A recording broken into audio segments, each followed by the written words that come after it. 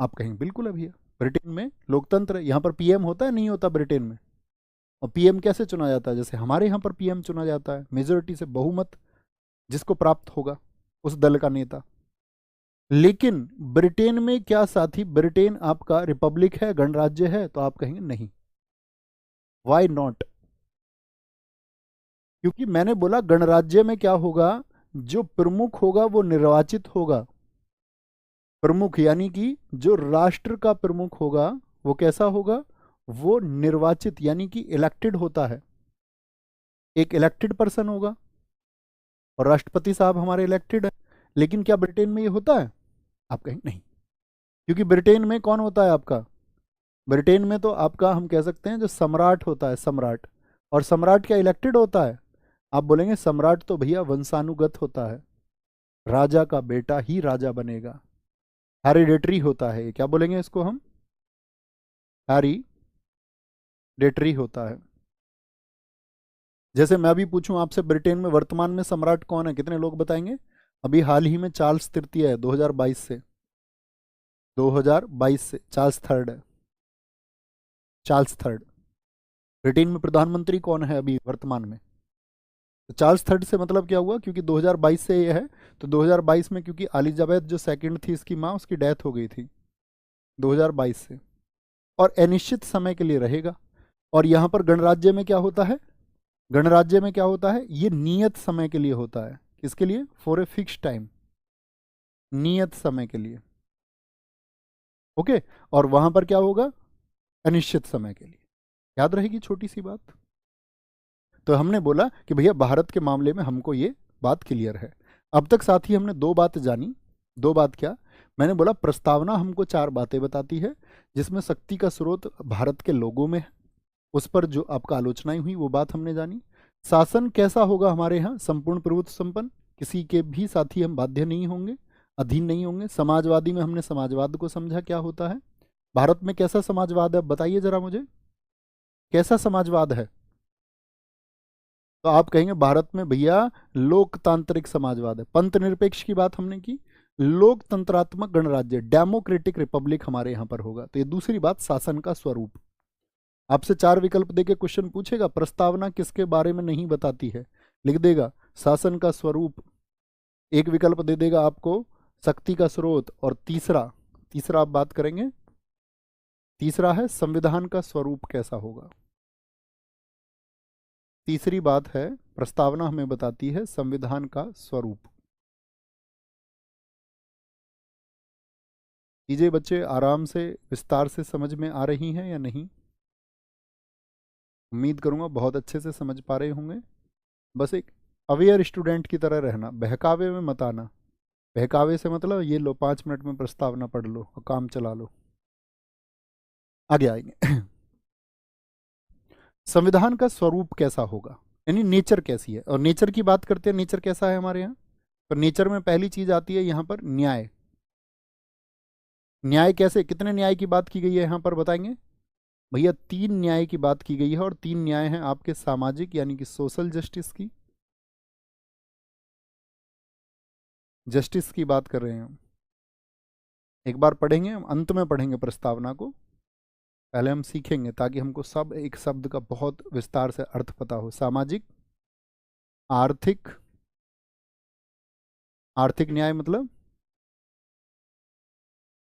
Economic justice की बात कर रहे हैं, और राजनीतिक, अर्थात आपका क्या बोलेंगे हम, पॉलिटिकल, पॉलिटिकल जस्टिस की बात हम कर रहे हैं। सोशल जस्टिस, इकोनॉमिक जस्टिस और पॉलिटिकल जस्टिस। देखो सोशल जस्टिस क्या होता है, अगर मैं आपसे पूछूं सामाजिक न्याय क्या है, तो सामाजिक न्याय आप कहेंगे, सामाजिक न्याय से भैया अर्थ है कि जो हमारा समाज है उसमें धर्म, जाति यानी कि रिलीजन, कास्ट, लिंग, रंग, रंग, जन्म स्थान के आधार पर कोई भेदभाव नहीं होगा,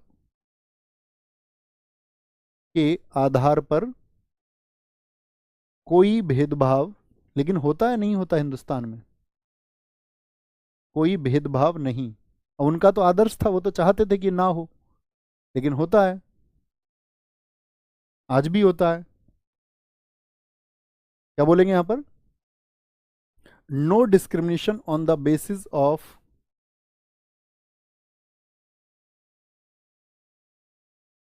discrimination, no discrimination on the basis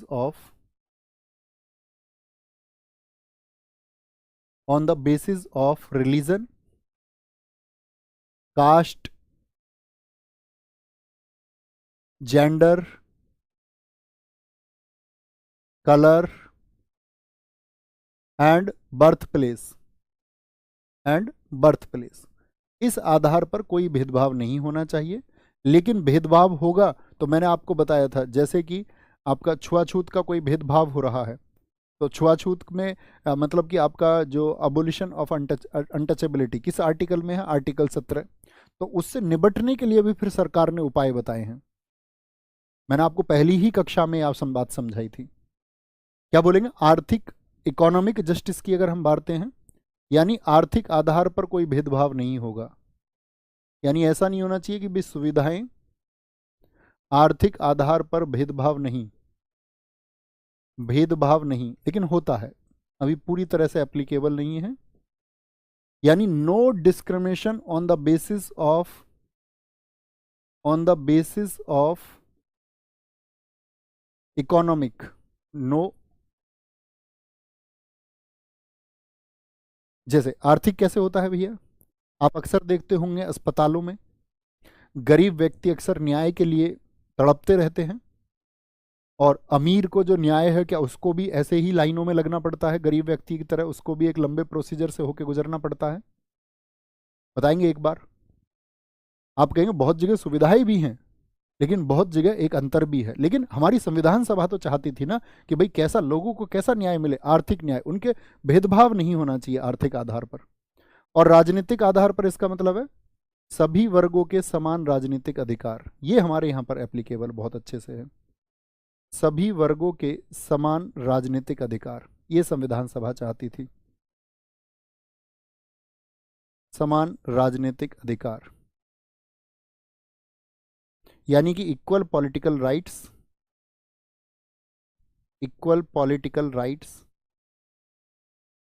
rights for all classes, सभी वर्गों के लिए। अच्छा ये बताएं, क्या हमारे यहाँ किसी भी व्यक्ति को किसी भी राजनीतिक पद पर पहुंचने का अधिकार है? हमारे इस समय आप जानते होंगे कि भाई जो राष्ट्रपति हैं हमारे देश में दलित हैं, और आपका अगर हम बात करें तो कैसी पहली महिला दलित राष्ट्रपति बनी है हमारी? पहली महिला दलित, मैं आपसे पूछ रहा हूँ, ठीक है? दलित राष्ट्रपति तो पहले भी बन चुके हैं, उनका नाम बताइए। भारत के पहले दलित राष्ट्रपति कौन थे? तो आप कहेंगे यानी कि सभी वर्गों को अपना, मतलब वो राजनीति में राजनीतिक हितों के लिए, या अगर मैं बात करूं जनता की सेवा के लिए, कोई पार्टी बना सकते हैं, कोई संगठन बना सकते हैं। तो सभी व्यक्तियों को क्या मिले हैं? यहाँ पर राजनीतिक अधिकार दिए गए हैं। तो ये कैसे तीन तरह के न्याय की यहाँ पर बात की गई है। क्वेश्चन पूछा जाता है कि हमारे जो संविधान में ये जो न्याय के आदर्श हैं, ये किस देश से लिए गए हैं? बताएं, न्याय कहाँ से लिया गया है? तो न्याय के आदर्श हमने लिए थे, देश तो तब तक नहीं था वो, यूएसएसआर भी इसके बाद में बना, रूसी क्रांति 1917 से। रूसी क्रांति 1917, रूसी क्रांति सीधी सी बात है रूस में हुई थी।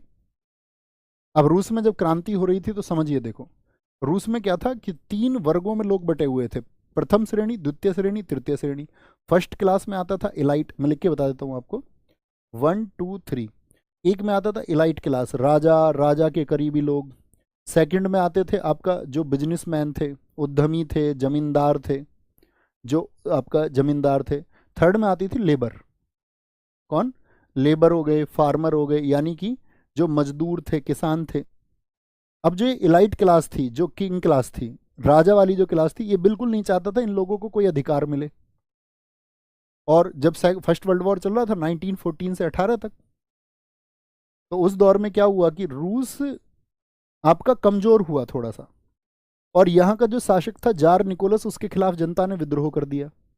तो जो जनता सड़कों पर निकली, समझना, जनता सड़कों पर निकली कैसे? अब जनता कैसे निकलती है बात समझे। पहले लोग आप जानते हैं गांवों में रहते थे, नगर क्यों बसे? तो नगर वहीं पर बसे जहां पर इंडस्ट्रियल आपका इंडस्ट्रियलाइजेशन रिवॉल्यूशन हुआ, औद्योगिक क्रांति हुई। जहां पर औद्योगिक क्रांति मतलब जहां पर उद्योग बसे, फैक्ट्री बसी, कारखाने बसे, तो वहीं पर फिर आपका नगर बसा। भाई गांवों में आज देखिए, क्या गांवों में फैक्ट्री और उद्योग होते हैं? आप कहेंगे नहीं। जहां जहां नगर है, अपने आसपास किसी नगर को सोचिए, वहां पर व्यापार के अवसर होंगे। तो नगर जो बसता है, नगर बसने के लिए जरूरी है कि वहां पर कोई औद्योगिक क्रांति हुई होगी, उसी के फलस्वरूप वो नगर बसा होगा। किसी बड़े नगर को आप अपने आसपास इमेजिन करिए, जैसे मैं देखूं यहाँ पर दिल्ली, आप कानपुर इमेजिन करिए, गाजियाबाद इमेजिन आप करिए, नोएडा इमेजिन आप करिए, या आपके आसपास का कोई भी शहर हो। तो जो लोग गांव में रहते थे तब तक तो उनको कोई जानकारी नहीं थी, धीरे धीरे वो नगरों में गए, औद्योगिक क्रांति हुई, तो लोगों ने अपने व्यापार के लिए, या बोलूँ मैं लाइवलीहुड, जीवोपार्जन के लिए वो नगरों में गए। अब जब वो शहरों में गए तो वहां पर उन्होंने देखा, उनको इस बात का ज्ञान हुआ कि भाई सत्ता कैसे चलती है, तो उनकी राजनीति में भी इंटरेस्ट फिर बढ़े, फिर उन्होंने पॉलिटिकली आपको ज्वाइन करने की कोशिश की। धीरे धीरे व्यक्ति जब अवेयर हुए, इंडस्ट्रियलाइजेशन रेवोल्यूशन उसका सबसे बड़ा कारण है। औद्योगिक क्रांति यानी उद्योगों का फलना फूलना व्यक्तियों के मानसिक रूप से विकसित होने का भी एक कारण है। तो उन्होंने अपने अधिकारों की लड़ाई लड़नी शुरू कर दी।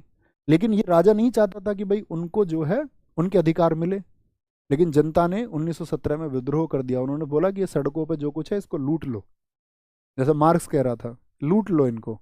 तो जनता एकदम से सड़कों पर उतर गई और लूट लिया जनता ने। अब जो राजा था उसने आदेश करे सेना से कि भाई इन पर गोलियां चलाओ, लेकिन वहां की जो सेना थी उसने भी मना कर दिया, क्योंकि सेना में भी कौन लोग होते हैं? अमीर लोग तो सेना में होते नहीं। तो सेना में भी किस तरह के लोग होते हैं? आप कहेंगे मजदूर या कृषकों के जो बच्चे होते हैं वही शामिल होते हैं।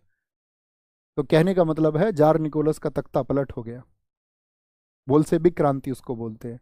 तो यहीं से हमने ये समझा कि अगर हम लोगों को इस तरह से ये अधिकार या ये न्याय नहीं देंगे, आर्थिक आधार पर जैसे उसने बांटा कि भैया गरीबों के लिए कोई अधिकार नहीं है, गरीबों को थर्ड क्लास में उसने रख दिया, तो हम गरीबों को अगर इस तरह बांटेंगे तो हमारे यहाँ भी कल कुछ ऐसा आपका विद्रोह हो सकता है। सभी वर्गों के लिए समान राजनीतिक अधिकार, इन लोगों को क्या राजा के बन सकते थे? नहीं। तो ये रूसी क्रांति से हमने लिया है। बात समझ में आई? बात समझ में आई? तो न्याय के आदर्श हमने कहां से लिए हैं? रूसी क्रांति से लिए हैं। अच्छा, क्या बात, हम क्या बिंदु पढ़ रहे थे? संविधान का स्वरूप कैसा होगा? तो हमारे संविधान के स्वरूप में न्याय की बात की गई। न्याय कितने तरह के, मैं आपसे बोलूं, कितने न्याय की बात, कितने जस्टिस की बात की गई है? भैया 3 न्याय की बात की गई है। सोशल, ठीक है, सामाजिक, आर्थिक, और आपका राजनीतिक। अगले बिंदु पर आते हैं, स्वतंत्रता। स्वतंत्रता कितनी बताई गई है हमारे यहां पर, बताएं? अर्थात फ्रीडम कितनी बताई गई है?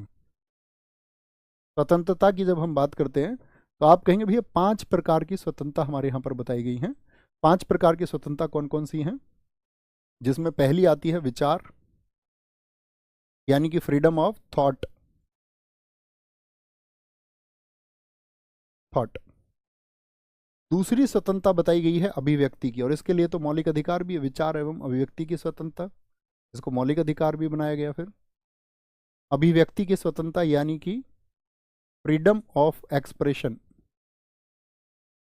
तीसरी चीज यहां पर आती है साथी आपका क्या? विश्वास की स्वतंत्रता, बिलीव, बिलीव। और चौथी चीज यहां पर आती है आपका धर्म की स्वतंत्रता। चौथी स्वतंत्रता कौन सी है? कि आपका फेथ किसमें है। और पांचवा उपासना, अर्थात वर्शिप। तो कितनी स्वतंत्रताएं बताई गई हैं जरा बताएं? आप सबका आंसर होना चाहिए भैया यहां पर हमारी प्रियम्बल में आपका 5 फ्रीडम का जिक्र आता है। तो पहली है विचार। विचार की स्वतंत्रता से क्या मतलब है? देखो, विचार की जो स्वतंत्रता है वो आंतरिक स्वतंत्रता है। आपसे पूछ ले कभी भी भारत के संविधान की प्रस्तावना में कौन सी स्वतंत्रता है जो आंतरिक है? आंतरिक स्वतंत्रता। तो विचार, देखो विचार का क्या मतलब है? आप सब चिंतन करते होंगे, कुछ सोच रहे हैं आप अभी